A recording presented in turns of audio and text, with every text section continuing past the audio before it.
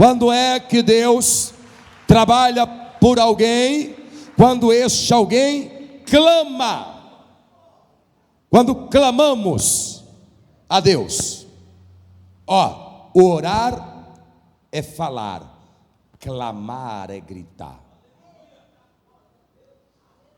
Pensa um pouquinho.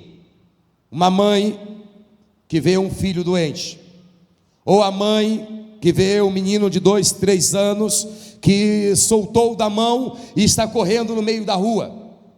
O clamor que essa mãe faz, o grito, o pavor que ela faz, que ela solta, e ela faz aquilo com todas as forças do seu ser, com todas as fibras do seu ser. Ela está clamando. Imagine um povo que foi injustiçado, uma pessoa que foi presa injustamente, ela clamando por justiça. Como ela rasga a alma. Uma pessoa que está sendo injustiçada no trabalho, e ela clama por justiça, ela clama com toda a força do seu ser. E Deus, quando você o clama com todo o seu ser, Ele responde: e clama-me, e responder-te-ei, e anunciar-te-ei coisas grandes e firmes que tu não sabes. Põe o texto na tela. Clama-me. É Deus quem está falando isso com você.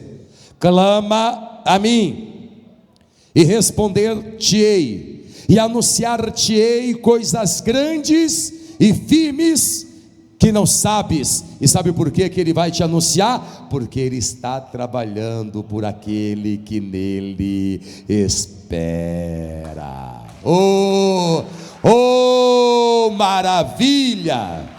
Oh, glória!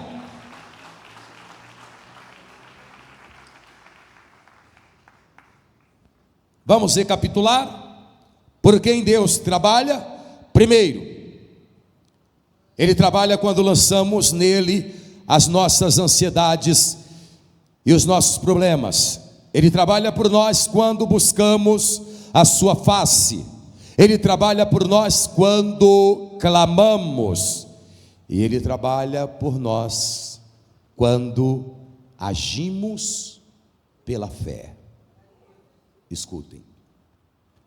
Quando agimos pela fé, vendo o invisível, não tem como dar errado. Se a pessoa agir pela fé, ela vai ver o trabalhar de Deus. Sabe, no ano 1066 a 1087, o rei inglês Guilherme e o conquistador espanhol Hernán Cortés começou a conquistar muitas terras. E quando o rei Guilherme, com o Cortés e também os seus soldados e tripulantes chegavam a um novo país, o rei dava ordem e o conquistador Cortés executava. E a ordem era esta: saiam dos navios todos os soldados e tripulantes e afundem os navios. Alguém sabe por quê? Porque se eles afundassem o navio, não dava para, ainda que eles enfrentassem um exército superior, voltar para o navio derrotado. Então, o lema era este: ou dá certo, ou dá certo. É vencer ou vencer. Quando o profeta Elias chamou o profeta Eliseu para que ele o seguisse, para ser o seu substituto, Eliseu disse a Elias: Elias, eu cuido da 12ª junta de bois. Eliseu veio de uma família que tinha uma certa prosperidade, porque ele trabalhava com a terra e com a pecuária, com a agricultura e com a pecuária, e o próprio Eliseu era dono da 12ª junta de bois. Então o pai de Eliseu tinha 12 juntas, a 12ª, a junta de número 12, a 12ª era de Eliseu. Quando Elias disse: eu quero que você seja o meu substituto, porque o Senhor está te chamando, Eliseu disse: meu Senhor, só me dê alguns minutos, porque eu quero dar um beijo no meu pai. Eu vou sacrificar os bois, eu vou pegar o carro de bois e vou usar a lenha. Nós vamos comer a carne dos bois e depois eu te seguirei. Por que que o Eliseu matou a 12ª junta de bois e queimou o carro? Porque ou dava certo ou dava certo. Se ele tivesse deixado a 12ª junta de bois, na primeira briga, no primeiro desentendimento, no primeiro fracasso que ele enfrentasse, ele diria: eu não preciso disso, eu tenho uma profissão, eu vou voltar a arar a terra e a cuidar da agricultura e do gado. Mas quando ele matou os bois, ele queimou as pontes atrás dele. Ei, uma vez que você pôs o pé na fé e passou a andar pela fé, você não pode mais voltar atrás. Diga comigo, levante estas mãos abençoadas para o céu e diga comigo: ou dá certo, ou dá certo. É vencer ou vencer. Voltar atrás, desistir, não é uma opção. Nós não desistimos não, rapaz. Nós vai até o fim. Desistir não é uma opção. Quando é que Deus trabalha por nós? Quando agimos pela fé, como vendo o invisível. Os meus olhos podem ver a crise, os meus olhos podem ver a doença, os meus olhos podem ver a dificuldade, mas a minha fé vê a minha vitória. Hebreus 11, versículo 1 diz assim: ora, a fé é o firme fundamento das coisas que se esperam, é o firme fundamento das coisas que se esperam, e a prova das coisas que não se veem. O apóstolo Paulo, ele disse assim: escutem, nós não vivemos por aquilo que vemos. Eu não vivo pelos olhos, eu vivo pela fé. Os meus olhos veem uma coisa, a minha fé vê outra.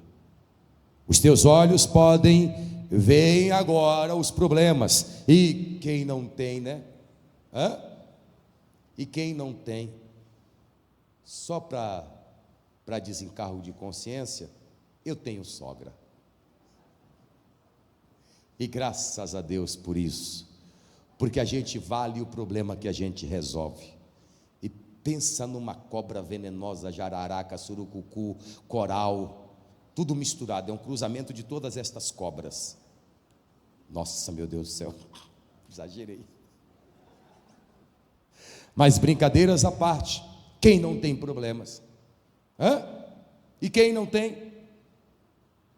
Agora, quando você olha para o problema, você fica fraco, o seu coração fica perturbado, a sua mente atribulada. Pastor, mas não tem como eu não olhar. Eu sei, nós somos humanos. O apóstolo Paulo, ele foi o bandeirante da fé, o maior evangelista do mundo, o maior evangelista do mundo.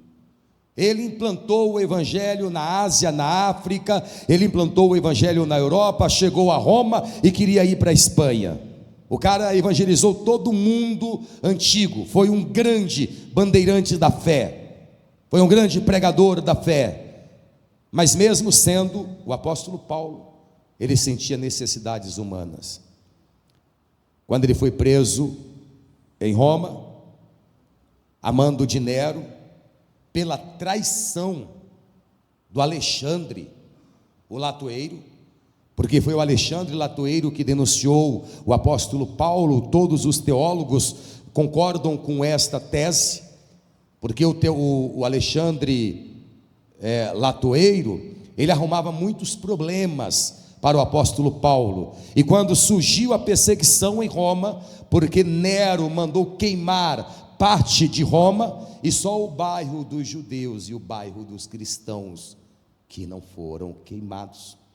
Nero aproveitou e jogou a culpa nos cristãos e nos judeus, dizendo que o incêndio tinha partido dos cristãos, e aí foi uma perseguição ferrenha contra os cristãos, e prenderam o velho bandeirante, o velho pregador, o velho evangelista, o apóstolo Paulo, que já estava muito velho, e ele foi jogado em um calabouço, em uma cela fria, úmida,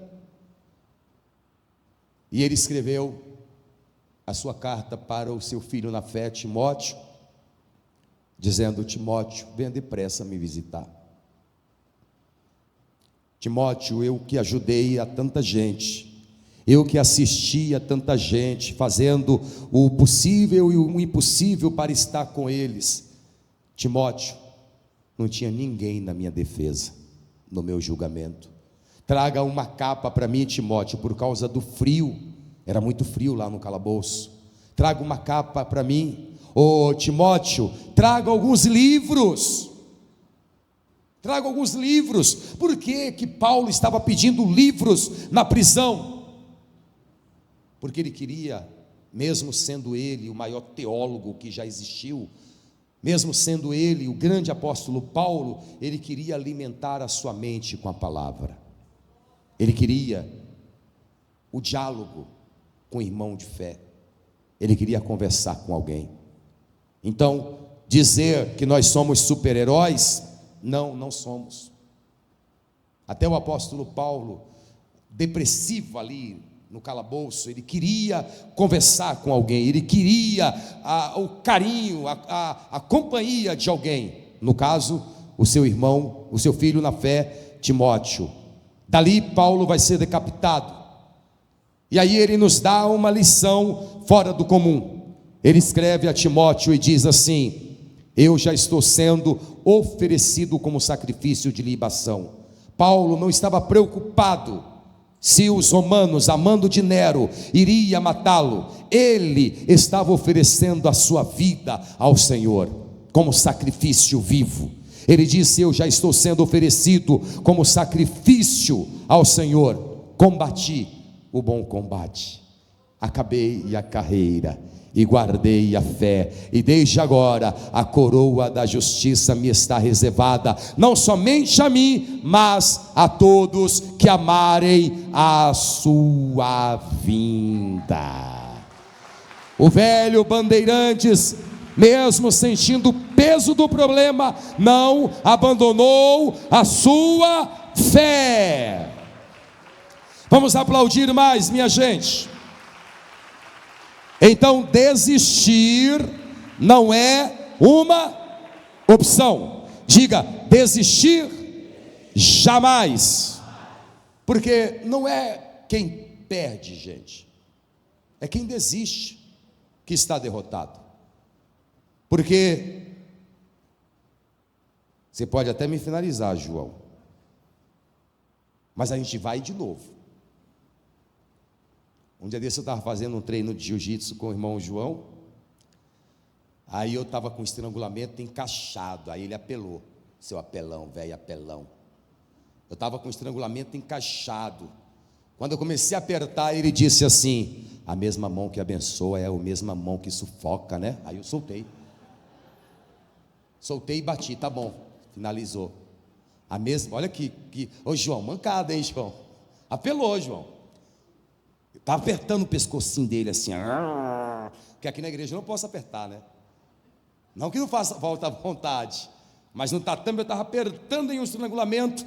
Aí ele: é a mesma mão que abençoa, é a mesma mão que estrangula. Aí eu soltei. Não pode apelar assim, João. A gente até pode perder uma luta, a gente até pode perder um combate. A vida é assim, é uma luta constante, mas nós batemos o pó, nos levantamos novamente, porque desistir não é uma opção. Derrotado é quem desiste, e nós não iremos desistir. Vamos com Cristo até ao fim. Vamos aplaudir ao Senhor. Recapitulando, Cauã, para finalizar. Quando é que Deus trabalha por nós? Quando lançamos sobre Ele a nossa ansiedade, quando buscamos a sua face, quando clamamos ao Senhor, quando vivemos pela fé e quando o seu povo se arrepende dos seus pecados.